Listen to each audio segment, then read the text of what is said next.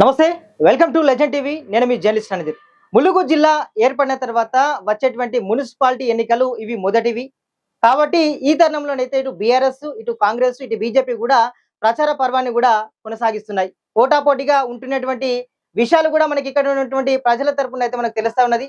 అసలు బీఆర్ఎస్ పరిస్థితి ఎలా ఉంది, ఇక్కడ బరిలో ఉందా, ఎటువంటి కార్యక్రమాలు వాళ్ళు చేయబోతున్నారు, అదేవిధంగా ప్రజల ముందు ఎలాంటి హామీలను ఉంచబోతున్నారంటే విషయాలను కూడా తెలుసుకునే ప్రయత్నం చేద్దాం. ముందుగా మనతో పాటు ఈ విషయాలన్నీ కూడా చర్చించడానికి బీఆర్ఎస్ జిల్లా యూత్ అధ్యక్షుడు కోయిల మహేష్ ఉన్నారు. అన్నను అడిగి మరిన్ని విషయాలు తెలుసుకునే ప్రయత్నం చేద్దాం. అలా చెప్పండి, ములుగు జిల్లా అయినప్పటి నుంచి తర్వాత మున్సిపాలిటీ ఎన్నికలు ఇవి మొదటిసారి ఎట్లా ఉండబోతుంది, మీరు ఎలాంటి హామీలతోటి ముందుకు వెళ్తా ఉన్నారు? వాస్తవంగా ములుగు జిల్లా ప్రజలకు పూర్తిగా ఈ ములుగు జిల్లా చేసింది ఎవరు, ఈ మున్సిపాలిటీ చేసింది ఎవరు, 10 ఏళ్లలో ఏ అభివృద్ధి జరిగింది, ఎవరి హయాంలో అభివృద్ధి జరిగింది అనేది ములుగు మున్సిపాలిటీ ప్రజలకు స్పష్టంగా కనిపిస్తున్నది. అదే ఎన్నికల ఏజెండాగా ఏదైతే ఈ ప్రభుత్వం వచ్చిన తర్వాత 2 సంవత్సరాల 2 నెలల కానించి ప్రభుత్వం ఎన్ని అరగోసలు ప్రజలను పెడుతుంది అనేది కూడా ప్రజలు గమనిస్తున్నారు. మేము ఖచ్చితంగా ఏదైతే కేసీఆర్ గారు గ్రామ పంచాయతీగా ఉన్నటువంటి జిల్లాను ములుగును చంద్రలాల్ గారు ఓడిపోయినా, స్వర్గీయ చంద్రలాల్ గారు ఓడిపోయినా కూడా ములుగు జిల్లాను చేసి తర్వాత ఈ ప్రాంతం అభివృద్ధి జరగాలని చెప్పి అనేక అభివృద్ధి కార్యక్రమాలు తీసుకురావడంతో పాటు మేము అడగగానే ములుగును మున్సిపాలిటీ చేసి ఈరోజు ప్రజలను ఖచ్చితంగా ఈ పాలన చేరువ చేయాలి, అభివృద్ధిలో కూడా వీళ్ళు ముందుండాలని ములుగు మున్సిపాలిటీ చేసిళ్ళు. ఖచ్చితంగా కేసీఆర్ గారు రుణం తీర్చుకోవడానికి ప్రజలు సిద్ధంగా ఉన్నారు. అలాగే ఇక్కడ మున్సిపాలిటీ మీద గులాబీ జెండా ఎగిరేసే విధంగా ప్రజా సమస్యలపై నిరంతరం పోరాడుతున్నటువంటి మా అభ్యర్థులందరినీ గెలిపించుకొని మేము కూడా ఖచ్చితంగా ఈ అభివృద్ధిలో ఈ 2 సంవత్సరాల తర్వాత మళ్ళీ రాబోయేది బీఆర్ఎస్ గవర్నమెంటే కాబట్టి ఖచ్చితంగా ఇప్పుడు పోరాడతాం, అభివృద్ధి చేస్తాం. వచ్చిన తర్వాత ములుగును రాష్ట్రంలోనే ఉన్నటువంటి మున్సిపాలిటీల్లో ఏకైక మున్సిపాలిటీలుగా ఉండేటట్టు తీర్చిదిద్దే ప్రయత్నం మీ అందరం చేసుకుంటాం. ములుగు జిల్లా తెచ్చింది బీఆర్ఎస్ ప్రభుత్వం అని, కానీ ఇప్పుడున్నటువంటి కాంగ్రెస్ ప్రభుత్వం హైలో మొన్నటి నుంచి ఒక టాక్ నడుస్తా ఉంది. ఏంటిది, ములుగు జిల్లా రద్దేటువంటి అవకాశం ఉంది, అదంటే కొన్ని జిల్లాల కుదింపు జరుగుతూ ఉంది. సో ములుగు జిల్లాను మరి ఎలా కాపాడుకోపోతున్నారు? కేసీఆర్ గారి పాలనలో ఏదైతే తెలంగాణ నవనిర్మాణం జరిగిందో ఈ గుంపు మేస్త్రి రేవంత్ రెడ్డి పాలనలో కూలగొట్టడం, తీసేయడం, బెదిరించడం, దండుకోవడం, కమిషన్లు తీసుకోవడమే మిగిలింది. ప్రజలందరికీ తెలుసు. ములుగు జిల్లాను ఉద్యమాల ద్వారా సాధించుకున్నాం. మా ఉద్యమాన్ని గౌరవించినటువంటి తెలంగాణ తొలి ముఖ్యమంత్రి కేసీఆర్ గారు ములుగు జిల్లాని ఇచ్చిళ్ళు. ఇప్పుడు రేవంత్ రెడ్డి ఈ ములుగు జిల్లాను తీసేసే ప్రయత్నం చేసినా ఇక్కడ ఉన్నటువంటి మంత్రి గారు ములుగు జిల్లా పోతే ఎలా ఉంటుందో, ములుగు జిల్లాను ముట్టుకుంటే ములుగు ఎలా అగ్నిగుండం అవుతుందో కూడా మేము అందరం చూపిస్తాం. మీకు ముఖ్యంగా ఒక విషయం తెలియజేసుకున్నాం. ములుగు జిల్లా కోసం పోరాడినటువంటి ఉద్యమకారుడు ముంజాల భిక్షపతి గారిని ఈరోజు బీఆర్ఎస్ పార్టీ గౌరవించుకొని ఇక్కడ కౌన్సిలర్ అభ్యర్థిగా మేము 14 వార్డును నిలబెట్టుతున్నాం. అది మాకున్నటువంటి కమిట్మెంట్. మీరు ములుగు జిల్లాకు చేసిందే లేదు, జిల్లాను ముట్టుకుంటే మాత్రం ఖచ్చితంగా ప్రజల ఆగ్రహానికి గురవుతారు. ములుగు మున్సిపాలిటీ ప్రజలకు కూడా చెప్తున్నా, జిల్లా ఉండాలన్నా, ములుగు అభివృద్ధి జరగాలన్నా కూడా మీరు బీఆర్ఎస్ పార్టీ అభ్యర్థులను 20 వార్డులలో గెలిపించండి. ఎవడైతే జిల్లాను ముట్టుకునే ప్రయత్నం చేస్తాడో వాడిని 10 బావిల లోతులో గొంతులో తీసి మేము పొందబెడతామని.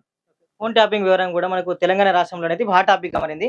మొన్న కూడా కేటీఆర్ ను కూడా సిట్టు అధికారులు అయితే విచారించడం జరిగింది. తర్వాత కూడా కేసీఆర్ ను విచారించింది.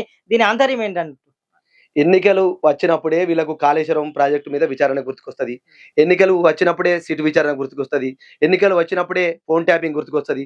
ఫోన్ ట్యాపింగ్ లేదు, దాని మీద విచారణ చేయాల్సిన అవసరం లేదని ధర్మాసనం సుప్రీంకోర్టు చెప్పినా కూడా బీఆర్ఎస్ పార్టీ నాయకత్వాన్ని మానసికంగా ఇబ్బంది పెట్టాలని, క్యాడర్ను కొంచెం అభద్రతా భావానికి గురి చేయాలని ఒక ప్రయత్నం తప్ప ఇక్కడ ఏం లేదు. ఏ ట్యాపింగ్ చేసినా, దేనికి చేసినా, ఏ విచారణ చేసినా దానికి బీఆర్ఎస్ పార్టీ నాయకత్వం సిద్ధం. మీరు కేసీఆర్ గారిని ఇబ్బంది పెట్టినా, కేటీఆర్ ఇబ్బంది పెట్టినా, హరీష్ రావుని ఇబ్బంది పెట్టినా ప్రజలందరూ గమనిస్తున్నారు.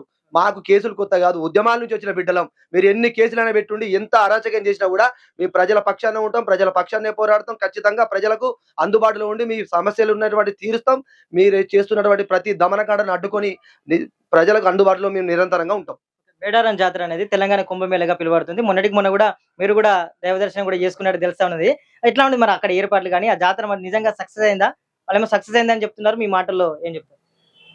అంటే వాళ్ళకు ఎంత దుర్నీతి అంటే, అక్కడ మీరు మీరు చేసిన మేడారం అభివృద్ధి పనులు సక్సెస్ అయితే అడ్డూరు లక్ష్మణ్ గారి వెహికల్ మీద భక్తులు ఎందుకు తిరగబడి పగలగొడతారు? గంటలు బస్సులు లేక సాధారణ ప్రజలు ఎందుకు ఇబ్బంది పడతారు? నీళ్ల వసతి లేక భక్తులందరూ ఎందుకు తల్లాడతారు? వివిఐ పాసులు తక్కువ కొట్టినామని చెప్పి ఆఖరికి ఉన్నటువంటి ఆటోలకు కూడా స్టిక్కర్లు ఇచ్చి మీరు సామాన్య ప్రజలను ఎంత ఇబ్బంది పెట్టిల్లో తొక్కిసలాటలు జరిగినాయి. ఎంతమంది గాయాల పడేలో ఒక బాలిక మీద రేపు కూడా జరిగింది. ఇవన్నీ మీరు సక్సెస్ అని చెప్పుకోవడానికి కనీసం మీకు ఏమన్నా నిజాయితీ ఉందా? ఒకసారి ఆత్మవిమర్శ చేసుకోండి. 250 కోట్లు మీ యొక్క సోషల్ మీడియాకు ఖర్చు పెట్టుకున్నట్టే తప్ప అక్కడ ఏం అభివృద్ధి జరగలేదు. ఎన్నో అస్తవ్యస్తాలు పడుతూ జాతరకు పోయినటువంటి భక్తులు ఇబ్బంది పడ్డరు. రావడానికి కూడా గుక్కెడు మంచినీళ్ళు లేక అడవిలో చిక్కున్నటువంటి బిడ్డలు కూడా చెప్తున్నారు. నిజంగా మీరు మేడారం జాతర సక్సెస్ అవుతుంటారు కదా! ఒక్క భక్తునితో అనిపియండి మేడారం జాతర సక్సెస్ అని చెప్పి. మీకు మీరు డబ్బాలు కొట్టుకొని, మీకు మీరు పబ్లిసిటీ చేసుకొని, మీ వీఐపీ దర్శనాలు, మీ మంత్రులొచ్చి, మీ ముఖ్యమంత్రి వచ్చి ఇక్కడ ఏదో ఆర్భాటాలు చేయడం తప్ప మీరు మేడారం జాతరను మిమ్మల్ని వనదేవతలు కూడా క్షమిస్తారు. సమ్మక్క తల్లి ఎప్పుడు 8 గంటలకు వచ్చి పూజలు స్వీకరించే తల్లిని ఈ సంవత్సరం 10, 9:30, 10 గంటల మధ్యలో తీసుకొచ్చి తల్లి ఆగ్రహానికి గురైళ్ళు. ఖచ్చితంగా సమ్మక్క సారలమ్మ తల్లులు మిమ్మల్ని ఖచ్చితంగా శపిస్తారు. ఆ రోజు రేవంత్ రెడ్డి సమ్మక్క సారలమ్మ ఒట్టేసి రుణమాఫీ చేస్తా అని చెప్పిండు. ఆ పాపం కూడా మీకు ఖచ్చితంగా ఈ 2 పాపాలు మీకు దాక్తాయి. రాబోయే రోజుల్లో మీ ప్రభుత్వం వనదేవతల సాక్షిగా ప్రజల ఆగ్రహంతో కూలిపోవడం తథ్యం. బీఆర్ఎస్ లో మీరు కూడా యూత్ విభాగంలో కొనసాగుతున్నారు. మీ తరపున కూడా కొంతమంది యువతకు అవకాశం కల్పించాలా మీ పార్టీలో? ఖచ్చితంగా మా బీఆర్ఎస్ పార్టీలో బీసీలకు, యువతకు, మహిళలకు పెద్దపీట వేసినాం. జిల్లా సోషల్ మీడియా అధ్యక్షుడు శీలం మధు గారు గాని, మాకున్నటువంటి యూత్ అధ్యక్షుడు బైగన్ సాగర్ గారు గాని, అట్లే చాలా మందికి కూడా మేము యువకులకే పెద్దపీట వేసినాం. ఎందుకంటే యువ రక్తాన్ని ఎంకరేజ్ చేసేటువంటి కేటీఆర్ గారు, హరీష్ అన్న గారు మా పార్టీలో ఉన్నారు. యువకునిగా మేము కూడా ఖచ్చితంగా ఈ అభివృద్ధి జరగాలంటే వాళ్ళని వీళ్ళని కాదు, ఇక్కడ ఒక మాట మీ అందరికీ చెప్పాలి. ప్రజలందరూ చిన్న విజ్ఞప్తి. ఎందుకంటే ఇక్కడ అన్ని అనుభవించిన వాళ్ళే కాంగ్రెస్ పార్టీ నుంచి మళ్ళీ అభ్యర్థులుగా ఉన్నారు. ఒకసారి మీరు ఆలోచన చేయండి. ఇంతకుముందు వాళ్ళు 5 ఏళ్ళు గ్రామ పంచాయతీలో ఉన్నప్పుడు ఎన్ని అరాచకాలు చేసిళ్ళు, ఎంత దోచుకున్నారు, సామాన్య ప్రజల బాధలేంటి ఒక్కసారి మీరు తెలుసుకోండి. బీఆర్ఎస్ పార్టీలో ఉన్నటువంటి వాళ్ళు కొత్త వాళ్ళు, వాళ్ళు పేదవాళ్ళు, అమాయకులు, వాళ్ళు ఖచ్చితంగా అభివృద్ధిని చేయాలని, ఈ ప్రజల సమస్యలను పోరాడాలని వాళ్ళు ముందుకొస్తున్నారు. వాళ్ళందరినీ దీవించండి. అన్ని దీన్ని రాబందులు లేక భరించినటువంటి కాంగ్రెస్ పార్టీ అభ్యర్థులకు మీరు ఖచ్చితంగా గుణపాఠం చెప్పాలి. మీరు కూడా యూత్ గానే ఉన్నారు. మీరు కూడా కౌన్సిలర్ గా పోటీ చేసినటువంటి అవకాశం ఉందని కూడా చాలా చోట్లనైతే ప్రచారం జరిగింది. మరి మీరు బరిలో నిలవకపోవడానికి గల కారణం ఏంటి? దీని వెనక ఆంతర్యం ఏంటి అసలు? అంతేనేం ఏం లేదు. నాది ఎస్సీ మహిళ వచ్చింది. ఖచ్చితంగా బరిలో ఉందాం అనుకున్నాం. కాకుంటే ఉన్నటువంటి ఈ రోజు నేను 20 సంవత్సరాలు రాజకీయం చేస్తున్నా అని చెప్తుంటే ఆమె కారణం కాబట్టి, ఆమె ఈసారి మనం పోటీలో ఉండొద్దు. కొత్త వారికి అవకాశం ఇద్దాం. మనం ఎంకరేజ్ చేద్దామని చెప్తే అదొక కారణం తప్ప మన ఇంకా వేరే కారణం ఏం లేదు. ఖచ్చితంగా నేను ఇప్పుడు 35 సంవత్సరాలు, ఇంకా నేను 40 సంవత్సరాలు క్రియాశీలక రాజకీయాల్లో ఆ భగవంతుని దయతో ప్రజల ఆశీస్సులతో ఉందాం అనుకుంటున్నాను. పార్టీ కూడా చెప్పింది ఖచ్చితంగా నువ్వు చేసిన త్యాగానికి పార్టీ గుర్తిస్తదని చెప్పింది. ఖచ్చితంగా ఏదైతే పార్టీ చెప్పినా నేను బీఆర్ఎస్ పార్టీ సైనికుడిని. ఎక్కడ నిలబడమన్నా నిలబడడానికి ఎంత ధైర్యం ఉంటదో ఖచ్చితంగా తగ్గి పనిచేయడానికి కూడా ఆ త్యాగం కూడా నాలో ఉన్నది. కేసీఆర్ గారి శిష్యుడిని, ఆ కుటుంబానికి దగ్గరైన వ్యక్తిగా ఖచ్చితంగా వాళ్ళు చెప్పినటువంటి ప్రతి దాన్ని పాటించే వ్యక్తిగా నేను ప్రజల ముందుకు సాగుతా. 20 వార్డులో ఉన్నటువంటి ప్రతి అభ్యర్థి తరపున ప్రచారం చేసే అవకాశం కూడా నాకు లభించింది. అందరినీ గెలిపించుకోవడంలో నా పాత్ర కూడా ఉండాలని పార్టీ అధిష్టానం చెప్పింది. ఇక్కడ జిల్లా అధ్యక్షుడు గాని, ఇన్ఛార్జ్ గాని, ఉన్నటువంటి సత్యవాది రాథోడ్ గారు గాని, ఉన్నటువంటి నాయకత్వం అంతా 20 వార్డులు తిరగాలని ఇచ్చింది. ఖచ్చితంగా మీరు చూస్తారు రాబోయే రోజుల్లో ఖచ్చితంగా ములుగులో మున్సిపాలిటీలో బీఆర్ఎస్ జెండా ఎగిరేసే విధంగా నా ప్రయత్నంలో నేను సైనికులు ఖచ్చితంగా పనిచేస్తాను. ప్రధానంగా ఎన్నికలంటేనే మనకు కొన్ని రకాల హామీలు కూడా ప్రజలకు మనము వాళ్ళ ముందు ఉంచాల్సిన పరిస్థితి ఉంది. మీరు ఏ హామీలతో ముందుకు వెళ్తున్నారు? మీ ఎజెండా ఏంటి అసలు? మేమిచ్చే కొత్త అటువంటి హామీలు ఏం లేవు. మేము ప్రతిపక్షంలో ఉన్నాం, ప్రజాపక్షంలో ఉన్నాం కాబట్టి ఖచ్చితంగా ఈ ప్రభుత్వం ఏదైతే 6 గ్యారెంటీలు, 420 హామీలతో ప్రజల్ని మోసం చేసిందో వాటినే మేము ప్రజల దగ్గర తీసుకొని పోతాం.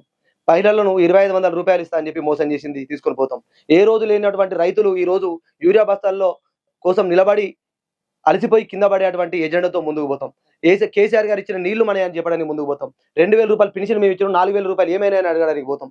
ఇలా ఏవైతే వాళ్ళు ప్రజలకు ఇచ్చిన హామీలు నెరవేర్చకుండా వాళ్ళను హింసలు పెడుతున్నటువంటి ప్రతి దాన్ని మేము వివరించి ఖచ్చితంగా కేసీఆర్ కిట్ ఎడిపోయింది, కళ్యాణ లక్ష్మికి తులం బంగారం ఎడిపోయింది, ఇవన్నీ ఈ గొర్రెలు ఎడిపోయినాయి, చేప పిల్లలు ఎడిపోయినాయి, దళిత బంధు ఎడిపోయింది. వాళ్ళు ఇస్తా అన్నటువంటి ప్రతిదీ ఇవ్వకుండా గత ప్రభుత్వంలో వచ్చిన దాన్ని ప్రతి దాన్ని రద్దు చేసుకుంటూ పోతున్నారు. వీళ్లకు ములుగు మున్సిపాలిటీలో ఇప్పుడు మనం ఒక్కసారి మోసపోతే మన తప్పు అనుకుంటారు. ఊకే మనం మోసపోతే మనం చేతగాని వాళ్ళ కింద మిగిలిపోతాం. ఒకసారి తప్పు చేసినాం, వాళ్ళ ఉచిత హామీలు నమ్మి ఈసారి తప్పు చేయడానికి ఎక్కడ కూడా ములుగు ప్రజలు ఆస్కారం ఇవ్వద్దు. ఈ ఓటుతోటి రేవంత్ రెడ్డి చెంప చెల్లుమనే విధంగా ములుగు నుంచే, ఉద్యమాల గడ్డ నుంచే వాళ్ళందరికీ మనం గుణపాఠం చెప్తాం. ఎవరైనా అభ్యర్థి దయచేసి చెప్తున్నా, బీఆర్ఎస్ పార్టీ కండు వేసుకుని వచ్చిన ప్రతి అభ్యర్థి కేసీఆర్ ప్రతినిధి. కేసీఆర్ ముఖం చూసి మీరు ఓటేయండి. ములుగు జిల్లా చేసినటువంటి కేసీఆర్ గారికి, మున్సిపాలిటీ చేసిన కేసీఆర్ గారికి కృతజ్ఞత తెలుపుకునే అవకాశం మనకు వచ్చింది. కాబట్టి ప్రజలందరూ బీఆర్ఎస్ పార్టీని ఆదరించాలని, ఓటేసి గెలిపించాలని మీ లెజెండ్ టీవీ ద్వారా వాళ్ళందరినీ చేతులు జోడించి వేడుకుంటున్నా. మొత్తానికైతే ఉద్యమాల గడ్డ ములుగు జిల్లా నుంచి కూడా తప్పకుండా ఈ మున్సిపాలిటీ ఎలక్షన్లలో అయితే బీఆర్ఎస్ జెండా ఎగరడం ఖాయమని చెప్తున్నారు. కేసీఆర్ చేసినటువంటి అభివృద్ధి తప్పకుండా ఈ యొక్క ములుగు మున్సిపాలిటీ పరిధిలోనైతే తప్పకుండా ఆ యొక్క బీఆర్ఎస్ ఎవరైతే అభ్యర్థులు ఉన్నారో వాళ్ళ యొక్క గెలుపు అవకాశాలు అయితే తప్పకుండా డిసైడ్ చేస్తాయని కూడా కోయిల మహేష్ అయితే చెప్తున్నారు. కెమెరా పర్సన్ సాయితో రణధీర్, లెజెండ్ టీవీ, ములుగు నుంచి.